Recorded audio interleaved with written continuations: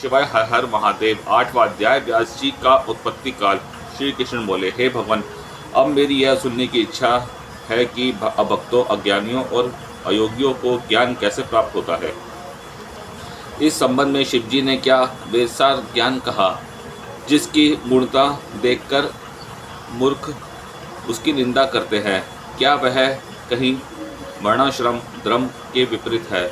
उसमें तो षडंग वेद और सांख्य योग को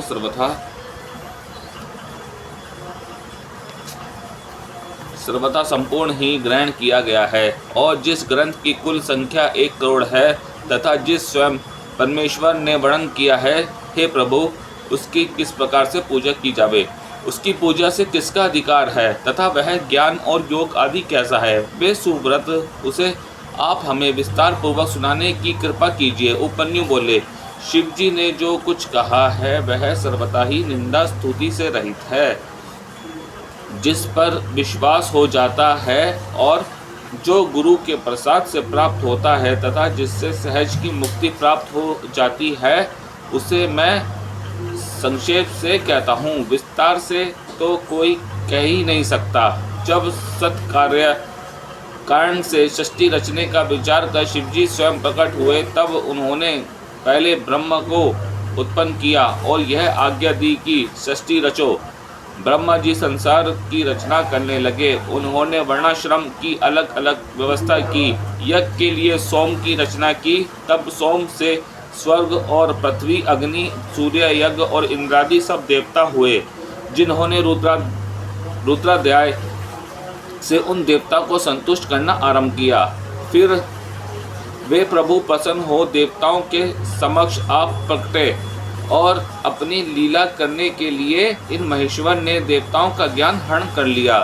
तब ऐसा हुआ देख देवताओं ने कहा, आप कौन हैं? ऐसा कहते ही वह मोहित हो गए। तब भगवान रुद्र ने कहा, मैं वही एक पुरातन देव हूँ जो कि सबसे पूर्व में मैं ही था और सर्वथा मैं ही वर्तमान हूँ, आगे भी मैं ही रहूँगा और मुझसे अतिरिक्त अन्य कोई नहीं है। मैं ही अपने तेज से सारे जगत को तृप्त करता रहा हूँ। ना तो कोई मेरा समान है, ना ही कोई मुझसे अधिक। जो मुझे ऐसा जानता है वह मुक्त हो जाता है। ऐसा कहकर भगवान रुद्र अंतर्धान हो गए।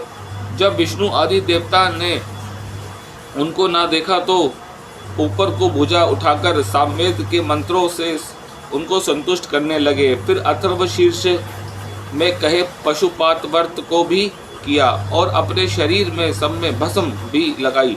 फिर भी उन्हें प्रसन्न करने के लिए अपने गणों और पार्वती सहित पशुपति ईश्वर उस स्थान में जा प्रकट देवताओं ने उन देव का दर्शन किया। ईश्वर की इच्छा, उनकी अनुवर्तनी शक्ति सब उन वामलोचन शिव वामांग से उस ईश्वरीय परम शक्ति का दर्शन किया। उन्हें शैव पद मिला। सभी संसार से विरक्त हो गए। नित्य सिद्ध गणेश्वर का भी उन्होंने दर्शन किया। फिर तो देवताओं ने देवी सहित उन महेश्वर की बड़ी वंदना की। शिव संबंधी देव्य स्तोत्रों से उनकी पौराणिक की बड़ी वंदना की।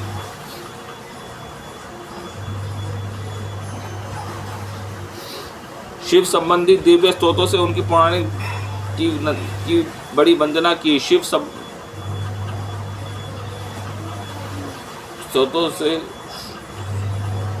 संबंधी दिव्य स्तोत्रों से उनकी पौराणिक श्लोकबद्ध स्तुति की। वृषभध्वज ने देवताओं पर कृपा दृष्टि की और उनकी ओर देखते हुए यह भी कहा कि मैं प्रसन्न हूँ। तब देवताओं ने पूछा, हे भगवान, किस मार्ग से आप पृथ्वी में पूजनीय हैं और पूजन में किसका अधिकार है, यह कहिए। तब हंसते हुए देवी की ओर देखकर उन्होंने अपना वह घोर सूर्यात्मक रूप दिखाया, जिसमें कि सारे गुण और ऐश्वर्य संपन्न थे तथा जो सर्व तजो में सब मूर्तियों, ग्रहों और देवताओं से युक्त था और जिसमें 8 भुजा और 4 मुख वर्तमान थे। तब ऐसे अर्धनारी अद्भुत स्वरूप शिव को देखकर विष्णु आदि सब देवता उनको अर्ध देखकर स्तुति पूर्वक सुवर्ण से पूर्ण कुमकुम, कुश और पुष्प मिलाकर सुवर्ण पात्र में लेकर भगवान को अर्पण किए और कहने लगे कि भगवान प्रसन्न हो। हे रुद्र, विष्णु, ब्रह्म, सूर्य मूर्ति गणों सहित आपको नमस्कार है। इस प्रकार जो सावधान और सूर्य मंडल में शिव पूजन करता है तो प्रातः, मध्य और संध्या समय अर्घ देता है, प्रणाम करता है, इस स्तोत्र को 100 बार पढ़ता है और उसको संसार में कुछ भी अप्राप्य नहीं रहता। साथ ही दृढ़ भक्ति के कारण वह मुक्त भी हो जाता है। अतएव आदित्य रूप शिव का पूजन इस प्रकार करना सर्वथा ही धर्म, अर्थ और मुक्ति के लिए आवश्यक है, परंतु मन और कर्म से करें। जब देवताओं ने इस प्रकार मंडल में स्थित देव की पूजा की तो उनको देखते हुए उन्हें सब शास्त्रों से यह श्रेष्ठ शास्त्र देकर शिवजी शीघ्र ही अंतर्धान हो गए, जिसमें ब्राह्मण, क्षत्रिय और वैश्यों को इस पूजन का अधिकार मिला।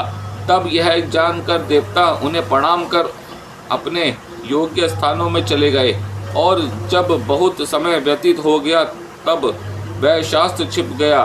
तब शिव के अंग में विराजमान परमेश्वरी ने उन चंद्रमौली देव से कहकर फिर उस शास्त्र को निकलवाया और कहलवाया, जैसे मैंने तथा अगस्त्य और महर्षि दधीचि ने जाना। फिर रघु, सत्य, भार्गव, अंगिरा और ब्राह्मण, सविता, मृत्यु, इंद्र, धर्म, मुनि, पुंगव,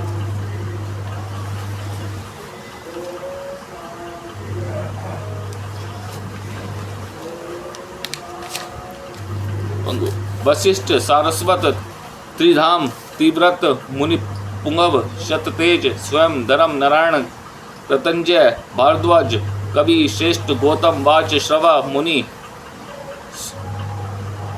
सूक्ष्मयणी, तृणबिंदु, मुनि, कृष्ण, शक्ति, शाक्तिय, उत्तर, चातुकर्ण्य और साक्षात हरि के अवतार कृष्ण, द्वैपायन, मुनि, व्यास और इन कल्प योगेश्वरों ने क्रम से सुनो।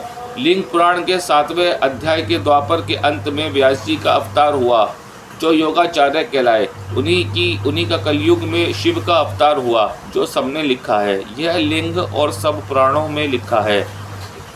इसे कर्म पूर्वक सब कल्प के सब योगेश मुनि व्यास ने भी, जिनका कल्प योगेश्वरों में क्रमशः अवतार हुआ था, उन्होंने यह भी सुना, जिनके संबंध में लिंग पुराण के व्यासावतार में द्वापर के अंत में उन योगाचार्य का होना कहा गया है। इस प्रकार जहाँ जहाँ शिव का अवतार होता है वहाँ वहाँ उनके चार शिष्य होते हैं। ऐसे ही उनके हजारों शिष्य हुए, जिनके संभाषण से लोक में शिवजी का आज्ञा पालन के कारण भाग्य मनुष्य अत्यंत भक्तिमान हो जाता है और अत्यंत भक्ति करे तो उसका मोक्ष भी हो जाता है। इतनी श्री शिव महापुराण सप्तभाव संहिता का उत्तरार्थ का 8वां अध्याय समाप्त हुआ।